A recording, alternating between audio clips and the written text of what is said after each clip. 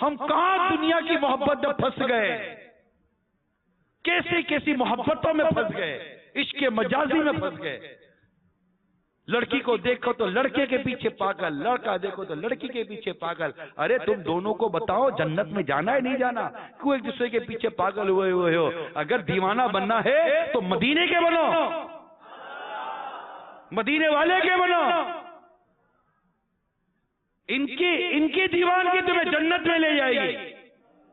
हजरत अब्दुल्लाह इब्ने मुबारक रहमतुल्लाह ताला अलैह अभी मजहबी वो उसमें नहीं ढले थे, जवान थे। एक लड़की से मोहब्बत हो गई, अच्छी लगने लगी, रात भर उसके घर के नीचे खड़े हो गए, रात भर घर के नीचे खड़े हो गए कि दीदार हो जाएगा। दीदार कब हुआ? कुछ भी नहीं हुआ, मगर अल्लाह की रहमत कि फजर का वक्त हो गया, फजर की अजान कान में गई। जैसे ही कान में फजर की अजान गई, दिल की दुनिया बदल गई।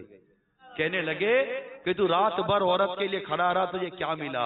अगर रात भर रब के लिए खड़ा होता तो कहां के कहां पहुंच चुका होता। वहीं से टर्न लिया, मदीने का रास्ता लिया।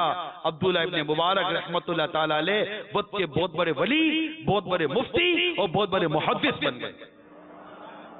पलटा है, टर्न आ गया। क्या पता कि आज ये इतिकाफ हमारे लिए मदीने के रास्ते की तरफ टर्न आ जाए।